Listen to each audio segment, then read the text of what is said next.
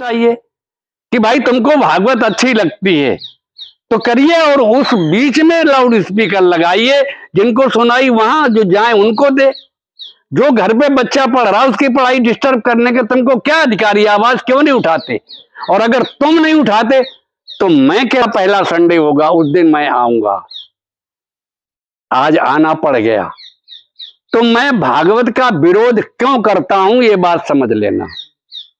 बहुत लंबी बात नहीं करूंगा, बिल्कुल सूक्ष्म बात कहूंगा जो आपके दिमाग में घुसे। हमारे संचालक महोदय बहुत समय ले लेते हैं। हमारी बेटियां बैठी हुई थी, 25-30 थी, सब उठ गई। अगर होती तो मैं उन्हें एक बात बताता कि ये जो भागवत होती है, इस भागवत का कोई उद्देश्य नहीं होता। तुम्हारे बच्चों की इसमें कोई भलाई नहीं है। हमारी अज्ञानता में फंसी हुई पीढ़ी जो है, महिलाएं जो हैं, पुरुष जो हैं, इनकी भलाई की कोई बात नहीं है।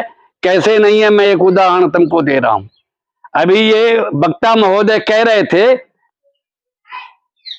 कि पार्वती जी नहा रही थी, तो नहाने के लिए जब वो कमरे में गई तो उन्हें लगा कि कोई आ ना जाए, तो बाहर एक चौकीदार होना चाहिए। तो नहाने के लिए उन्हें चौकीदार की इसलिए जरूरत पड़ी कि उनके यहाँ बाथरूम नहीं था। अगर बाथरूम होता तो भाई नहाने के लिए चौकीदार क्या जरूरत। आजकल बाथरूम है, महिलाएं अंदर कमरे में पहुंच जाती हैं, कमरा बंद कर लेती, नहा लेती हैं, कोई चौकीदार की जरूरत नहीं। अर्थात वो जंगली जमाने की कहानियां हैं, ये खूब ध्यान कर लेना। और इन जंगली जमाने की कहानियों को सुनते सुनते आपका नाश हो गया है। हमारी महिलाओं का आधी आबादी का नाश हो गया। और नाश कैसे हो गया? आप भयभीत हो गई हैं, आप डर गई हैं, और या आप लालची हो गई हैं। आप भागवत सुनने नहीं जाएंगे, तुम्हारी बिटिया को ब्याह ना ही हुए, तुमने भागवत ना सुनी, कथा ना करवाई, तो तुम्हारी बहू बांझे रह जाए, तुम डराई गई। तुम्हारे दिमाग का स्वतंत्र सोच खत्म इन भागवतों ने कर दिया। और कैसे कर दिया आप समझिए। अगर बंबा में कोई लड़की नहा रही हो और रास्ते से चलता हुआ कोई लड़का अगर फबती कस दे और गांव वाले को सुनने को मिल जाए तो क्या दशा लड़के की होगी, आप समझ रहे होंगे। लेकिन आप कहानियों में क्या सुनती हैं वहां कि गोपिकाएं जमुना में नहा रही थी और कृष्ण उनकी साड़ियां उतार करके और पेड़ पे चढ़ गए और कहा अब तुम निकल के आओ, नहीं साड़ी हम नहीं देंगे। इतनी गंदी कोई काम करे, औरतों के कपड़े लेकर, और आप उसे भगवान कहें, तो ये अज्ञानता आपके दिमाग में क्यों है कि आपको इस अज्ञानता के विरुद्ध क्रांतिकारिता नहीं जागती। आपका दिमाग नहीं जागता, अंधविश्वासी बना दिया है। इस गांव की क्रांतिकारिता अगर नहीं जागती तो इस डूबती कौम को जो इस गांव ने एक नया जीवन दिया वो नहीं मिलता। इस गांव के जो लोगों ने, कुछ लोगों ने, बल्कि इनके जैसे पिताजी, हमें बचपन की याद है, हमसे उनकी ज्यादा उम्र थी, गांव गांव चंदा मांगते थे। ये कॉलेज नहीं होता। आपकी क्रांतिकारिता मर गई है। उस क्रांतिकारिता को जिंदा करने के लिए हम लोग यहां आए हैं। और हम जिंदा करने, कैसे जिंदा करेंगे भी खूब समझ लो तुम। हम नकली आदमी नहीं, असली आदमी बनाएंगे। असली आदमी कैसा होता, नकली आदमी कैसा? नकली आदमी वो होता है जो आदमी को देख करके पक्षपात से बोलता है। कभी बिरादरी के पक्षपात में चला गया, कभी ऊंचे आदमी के पक्षपात में चला गया, कभी रिश्वत ले ली। जैसे आप वोट डालने जाते हैं तो पाउच चल जाते हैं, पैसे चल जाते हैं, और फिर अच्छा उम्मीदवार बुरा उम्मीदवार खत्म हो जाता। तो ये बात आपके दिमाग से खत्म हो। आप अच्छाई और बुराई में फैसला करें, न्याय और अन्याय में फैसला करें। ये बात तय करने के लिए इस गांव में मीटिंगें होनी थी कि भागवत ने बहुत अंधविश्वास फैला दिया। बहुत अज्ञानता गांव में फैला दी, क्रांतिकारिता इस गांव की मार दी। अब देखिए ये मास्टर साहब हमारे आए हुए, ये वकील साहब आए हुए, इनसे पूछ लीजिए, इनको एक पैसा किराए का नहीं दिया जाएगा, ना ये लेंगे। और यहाँ मीटिंग में गांव में किसी से कोई पैसा लिया गया? कोई पैसा नहीं लिया गया। और भागवत जब हुई थी तो पहले पूरे गांव से चंदा लिया गया और भरपूर चंदा लिया गया और आखिर दिन तक चंदा होता रहा, लेकिन चंदा होने के बाद में हिसाब किसी ने किसी को नहीं दिया। लेकिन यहाँ ये वो लोग हैं जो समाज में हमारे अंधविश्वास, अज्ञान, अवैज्ञानिकता, अवैधानिकता से ग्रसित लोग हैं, पाखंड से घिरे लोग हैं, इनको पक्का इंसान बनाने के लिए आए, अपने पैसे से आए। और यहाँ पर जो समिति है, ब्रजनंदन जी ने अपने आप दौड़ करके समय से पहले ये मीटिंग बुलाई है, क्योंकि इनके अंदर बहुत पीड़ा है कि गांव की अवैज्ञानिकता, अंधविश्वास ये खत्म हो। तो पक्का इंसान कैसे होता है, कच्चा इंसान कैसे होता है, एक बात उदाहरण से समझ लें, क्योंकि बड़ी मोटी बुद्धि हो गई है यहाँ। कितना ही रेती लगाओ, बढ़िया से बढ़िया ग्राइंडर से उसमें पैना करो, लेकिन उसमें धारें नहीं होती, बड़ा मुश्किल है यहाँ। एक उदाहरण देना चाहते हैं, ये क्या है? 10 रुपया का नोट है, बोलो भाई, है कि नहीं है? 10 ही का है कि भाई, है कि नहीं? अब देखो गुड़ी मुड़ी कर दिया, अब भी ये 10 ही का है कि नहीं है? है। अच्छा, इसको हमने डाल के पैरों से कुचल दिया, ये देखो कुचल दिया, लेकिन अब भी ये 10 ही का है। बाजार में 9 का तो नहीं हुआ, लातों से रगड़ने के बाद भी ये 10 ही का 10 है। क्यों? ये पक्का है, ये अपना ईमान नहीं बेचेगा, सर्टिफाइड है। आपको इसी तरह ये ब्रजनंदन, यदुनंदन जी पक्का आदमी बनाना चाहते हैं। कैसा पक्का आदमी बनाना चाहते हैं खुद समझ लेना। और बेटियां वो 2-3 बैठी ये हैं, आगे कल चर्चा चलेगी, मैं तुमसे पूछना चाहता हूं कि जो हम बात बता रहे हैं वो तुम्हारे समझ में आ रही कि नहीं? अगर नहीं तो बाद में हमसे सवाल कर लेना। हम पक्का इंसान ऐसा बनाएंगे। जितने ये बैठे हुए, इस गांव में क्रांतिकारिता मर गई है, इसका प्रमाण मैं आपसे पूछना चाहता हूं। बहुत लंबी लंबी यहां बातें अभी हुई। कहा, बाबा साहब ने कहा था शिक्षित बनो, संगठित हो, संघर्ष करो। बाबा साहब, ये बाबा साहब कौन? शिक्षित होने की बात क्यों उन्होंने कही थी? अगर शिक्षित होना इतना ही जरूरी है तो पूरा गांव जानता होगा। इस गांव ने इंटर कॉलेज खड़ा कर दिया। क्या इस गांव में वह क्रांतिकारिता जो इंटर कॉलेज खड़ा कर दिया, क्या अभी है? मैं कहता हूं वो मर गई है। अगर वो होती तो इस प्राइमरी स्कूल में जो बच्चों के लिए किताबें आई, वो किताबें बेच दी गई रद्दी के भाव, और गांव में टस से मस्त नहीं हुई। ये प्रधान जी बैठे हुए गांव में, एक दूसरे प्रधान जी हैं आजकल, एक और मतलब प्रधान जी हैं, वो भी अभी हैं।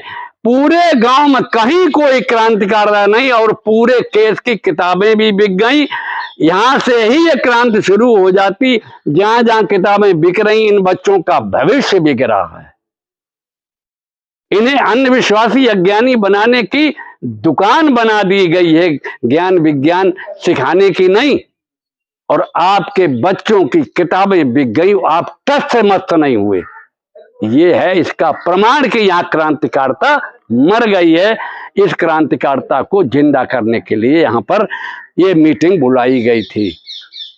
दूसरी बात आपको हम बेटियों बता दें, आप लोग खूब ध्यान कर लेना कि कहानियों में बड़ी उल्टी सीधी बातें, और जैसी वहां बता दी जाती हैं भागवत में, वैसी आप मान लेती, अपनी अकल से नहीं सोचती।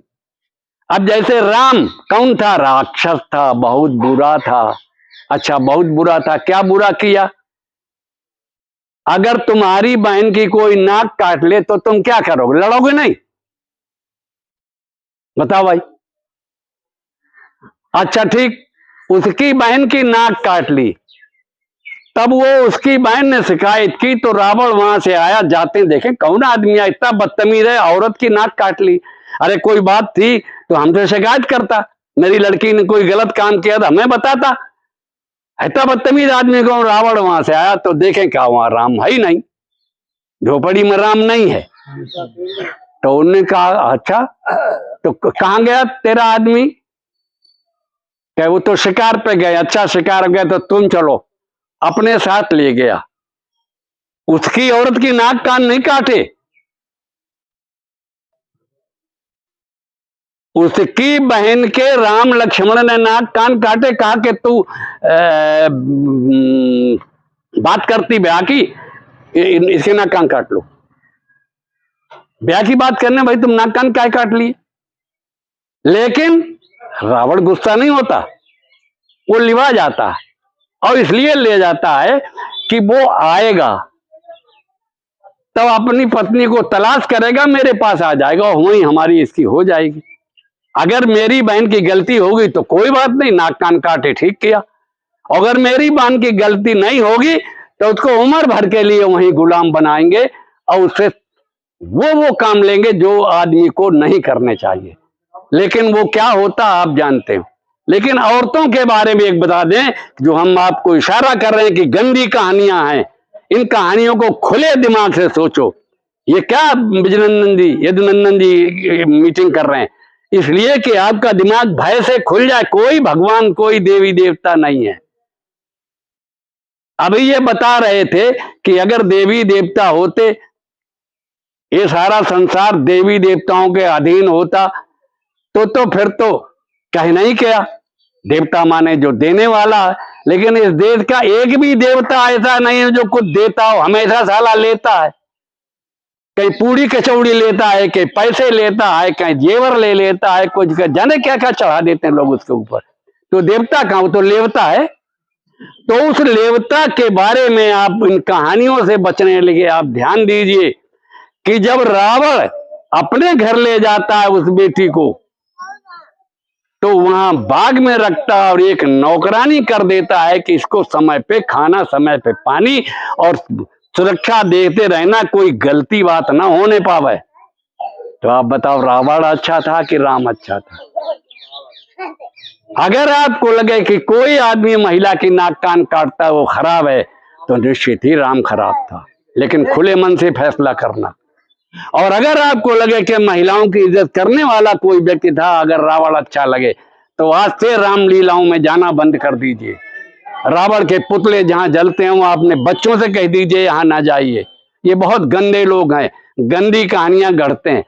और एक उदाहरण और तुम्हें हम बता दें, क्योंकि ये आंखें काहे के लिए हैं? देखने के लिए। हाथ काहे के लिए हैं? काम करने के लिए। पैर काहे के लिए हैं? चलने फिरने के लिए। तो आंख देखने के लिए, तो आंख पे पर्दा क्यों? जिसने पर्दा बनाया वो बेईमान है। हाथ इतने बंधे क्यों? अरे हाथ काम कैसे करेंगे? आंख कैसे देखेगी? पर्दा रहेगा। ये गंदी बातें जिन्होंने बनाई हैं वे वही देवाधीनम जगत सर्वम मंत्राधीनम च देवता ते मंत्रा ब्राह्मणाधीनम तस्मादि ब्राह्मण देवता।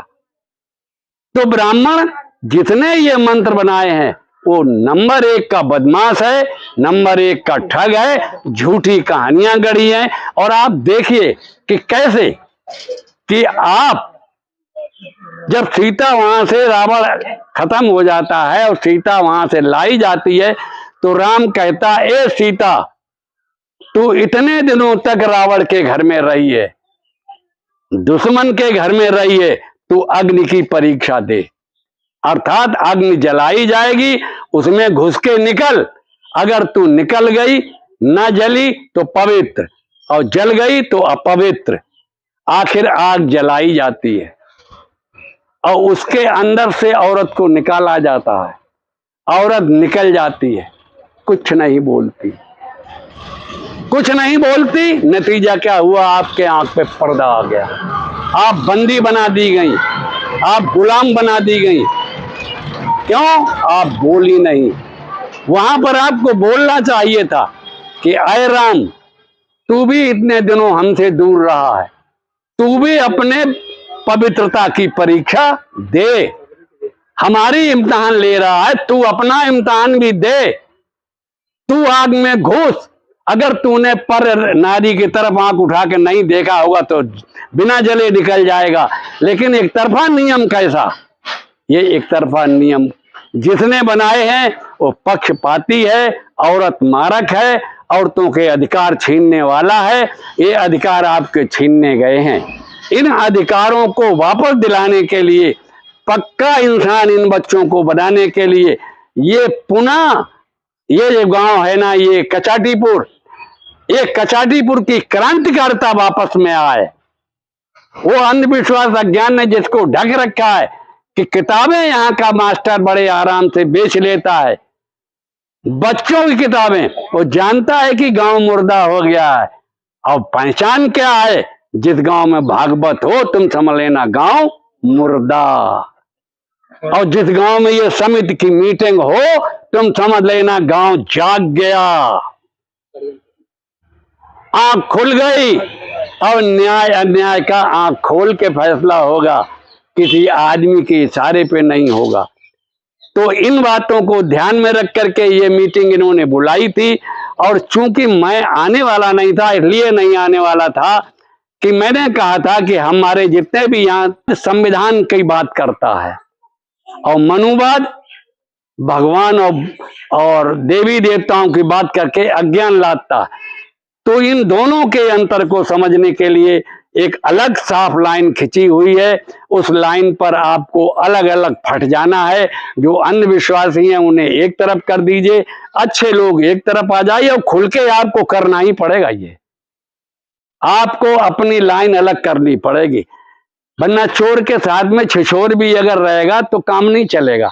चोर छिछोर को अलग कर दीजिए, अच्छा समाज, शुद्ध समाज अलग कर दीजिए, छन्नी लगा दीजिए, साफ सुथरा अलग कर लीजिए और मीटिंग करिए। पुनः ये गांव की क्रांतिकारिता वापस आएगी। पुनः ये गांव जिस तरह से क्रांतिकारी था और देश को, समाज को इन्होंने बहुत अच्छा दिया है। अभी मैं एक छोटी सी बात उदाहरण आपको दे रहा हूं, बिल्कुल व्यवहारिक बात मैं करता हूं, बनावटी बात मुझे पसंद नहीं आती। हमारे बच्चे जानते हैं, हमारे पढ़ाए हुए, कि अभी अनंतपुर में हमारी बैठक थी। तो अनंतपुर में मास्टर छोटे लाल जी, उनके 5 लड़के और 1 लड़की, 6 और 6 गजेटेड अफसर। तो उन्होंने हमें वहां बुलाया। तो उन्होंने जब मेरा संबोधन दिया, बोलने के लिए हमें बुलाया, तो उन्होंने एक बात कही कि ये उस कॉलेज के अध्यापक हैं जो कॉलेज अपनी नस्ल का आकर अलग ढंग का था, अपनी नस्ल का अलग ढंग का था। उसमें पढ़ाने के लिए भारत सिंह जी नहीं गए, लेकिन सांस्कृतिक सोच भारत सिंह जी उसमें घुसेड़ते थे। तो एक सांस्कृतिक छवि थी इस कॉलेज की। ये उस लड़के ने कहा, जिसके घर में 5 गजेटेड अफसर और बेटी वो भी गजेटेड अफसर, रेलवे से रिटायर हुई, और इतने क्रांतिकारी कि उन्होंने कहा वहां कॉलेज से निकल के जो हम अपने दिमाग में लेके आए, हमने अपने छोटे भाइयों को दिया। और हम